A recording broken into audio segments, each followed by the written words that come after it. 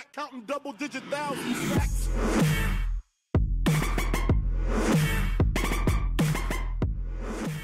Yo, what's going on, guys? Your boy Russ back again with some more Madden 17 Ultimate Team Budget Squad episode number 12. And we were running low on coins, so I went ahead and I cleared out the binder basically, and I was looking for some sets to do. And I was looking at Redemption. I ended up finding this Summer Blockbuster one that gave us a free Blockbuster Gold player. So we did get Aaron Rodgers, who does go for about 8 or 9K around there.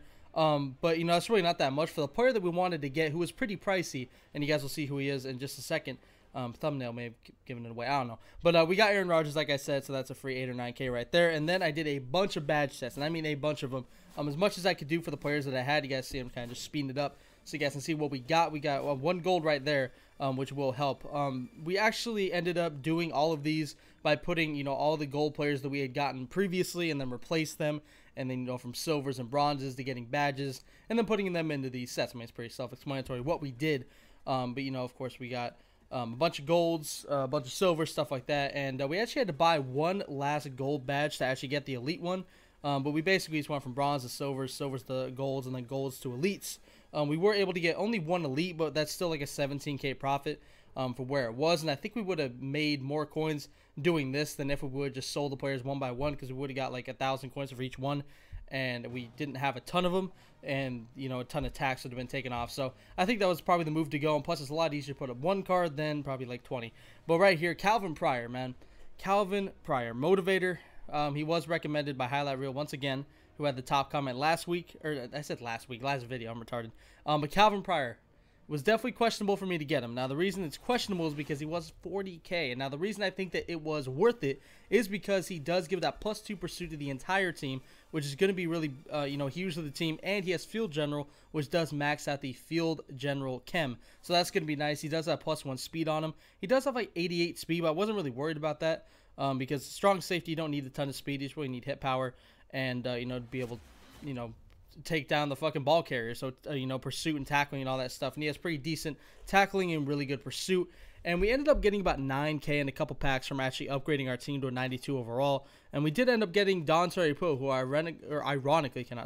ironically was recommended in the comment section. So I went ahead and just plugged him in the starting lineup. So we got a new D tackle in Dontari Poe with Marcel Darius as well. At our D tackle position. And you guys saw Josh Sitton. We also picked him up for about 2,500 coins. Felt like it was a really good pickup. He does have 92 pass block. We don't have any chemistries, you know, on him because we are running mobile blocker, and we don't really have anybody with ×2, so we weren't really able to do much as far as chems go with him. But that 92 pass block was enough for us, you know, pretty much just to pick him up and use him. So we are 3-0 on this season. You guys saw the team, so we got 3 new upgrades for this episode, so I'm pretty excited about that. I think one of the rare episodes recently that we've actually had more than 1 or 2 pickups, so that's kind of nice. But going into this game, I had high hopes because we do have a, you know, a pretty good amount of pickups that I feel like could do some work. But Randy Moss, CJ Procise, Braxton Miller, our top 3 is actually looking pretty deadly, man. Honestly, at this point, I don't even know if you can call this a budget squad. I mean, we got Randy Moss. I mean, a budget squad, I don't know. I kind of feel like this is like a no money spent squad, to be honest. But we're calling it the budget squad because, you know, we kind of got everything for free. And, you know, the players that we're buying are pretty damn budget. And, you know, we just got a couple lucky pulls along the way. But this team is getting really, really good, as you guys can tell by the last title of the last video, last episode of this. But CJ Procise does start this game off very well by running the ball about 3 or 4 times and getting us, you know, pretty close to the end zone. Is right here. Randy Moss does catch the out route for an easy first down, and now it's time for Tom Brady to throw a dot to Braxton Miller. Well, not really a dot. I mean, that was just kind of a drag route, but we'll take it for a touchdown. Braxton Miller does get into the end zone. And then right here, this dude, he could have dotted me right here, man. He really did, but Eric Reed was, wow. I mean, just desperation strip right there. That's all I can say. Desperation strip. Eric Reed does end up stripping it out, and he does end up dropping. That's got to be killer for that dude. I mean, he sees that, and he pretty much sees the touchdown. Instead, it's batted away, and then he gets stuck in 4th and 26 after a couple of failed plays does put him in very, very bad position. And Brandon Cooks does return the punt and not get much. But then 3rd and 3. Look at this run by CJ Procise. Falling forward, getting the first down. What a play by CJ Procise. And then 1st and 10, rolling out to the right. Tom Brady. This is a mega dot, man. I mean, how can you even throw that? That was perfect, on point to Randy Moss in the back of the end zone. And that does actually end up forcing the rage quit. You know, I'm not going to leave you guys with a 5-minute video where 3 minutes of it was non-gameplay. So we're going to go ahead and jump into game 2. You guys will see real quick. We are 4-0 on the season, so obviously we got to continue that. Show you guys the offense and the defense one more time. Tom Brady at the helm, throwing dots. Let's go ahead and jump into this second game. Hopefully we can get this dub, man. All right, so into game number 2. Sorry I had to cut the video like that. I actually am recording this very late at night, and I was not able to get through the entire recording without losing my train of thought completely. So honestly, YouTuber struggles, man. They're ridiculous. But yeah, I did have to cut it into 2 parts. So sorry about that. Seems a little bit weird, but you know, to you guys, it's gonna be like really nothing even happened. So anyway, getting into this game.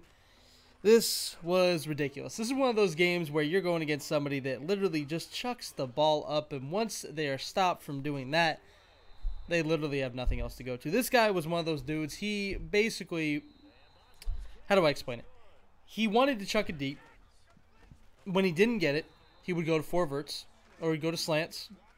It was like the most basic bitch shit you could even think of. It was basically streaks, PA shot go, which is one of the go-do plays for a lot of people nowadays, with those, 2 streaks that for some reason get more open than normal streaks. Not really sure why. I guess because the play action or some shit, being under center, giving you max protection.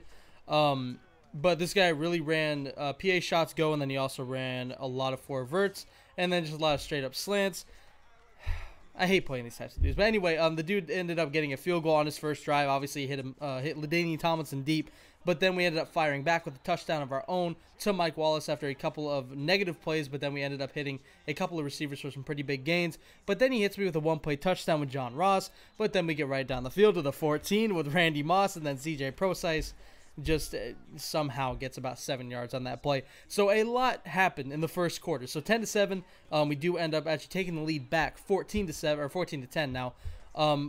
But I figured out what this guy wanted to do pretty quickly, and I eventually shut it down. You guys see he just keeps on going deep, keeps going deep. I understand if it ain't broke, don't fix it, but these type of dudes irritate the fuck out of me. Like, honestly, even if I blow them out, or even if I lose to them, or whatever the hell happens, I get pissed. I get really, really pissed at these types of dudes. They just annoy the hell out of me. And the fact that this dude was actually moving the ball really annoyed me. And the only reason he really was because I had to really sell out to stop the deep ball, with our corners being pretty good. But honestly, the ones that can protect the deep ball are pretty expensive.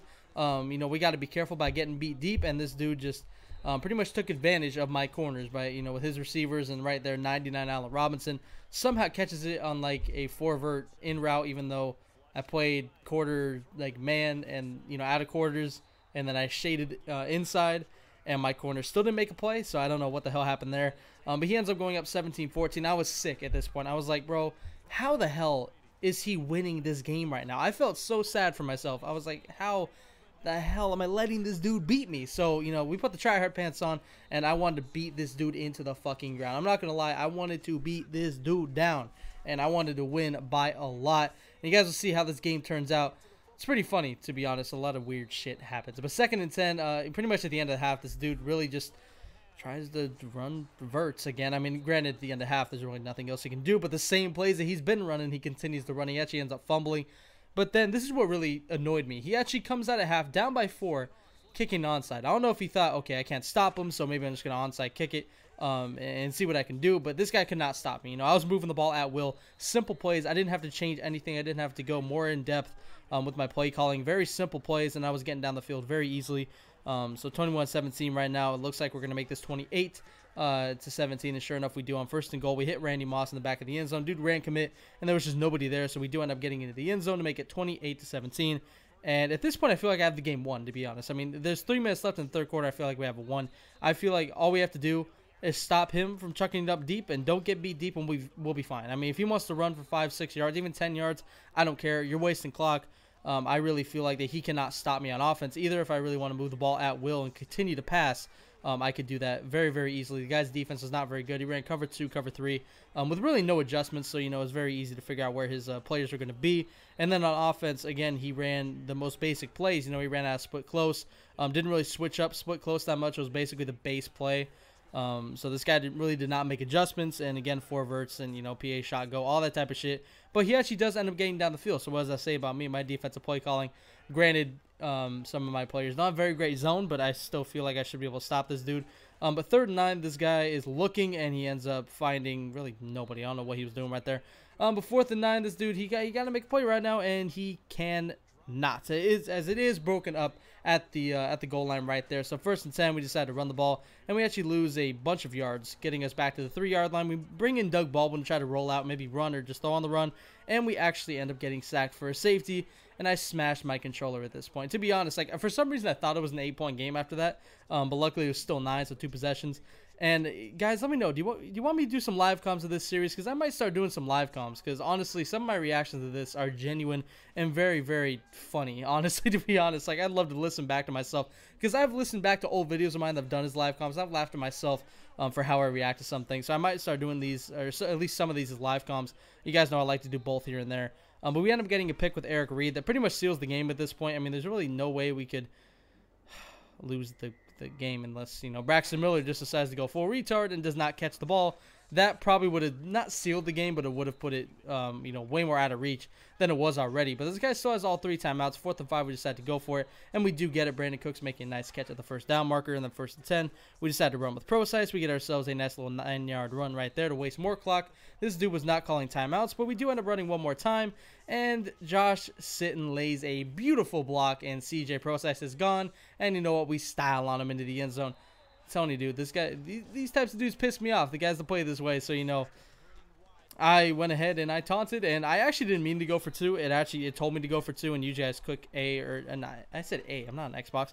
Press X, you know, just to pick PAT, but instead it actually had it, you know, for me to just go for 2, and I just threw it out. I threw a pick. I mean, it didn't really matter. Didn't matter for the final score of the game, but we do end up winning 34-19. Did hope you guys enjoyed this video. Budget Squad episode 12 is finished, and we will be looking forward to Budget Squad episode 13. Be sure to go check out all the previous episodes if you have not seen them. And other than that, did hope you guys enjoyed the video. And as always, Dangerous Army, I'm out.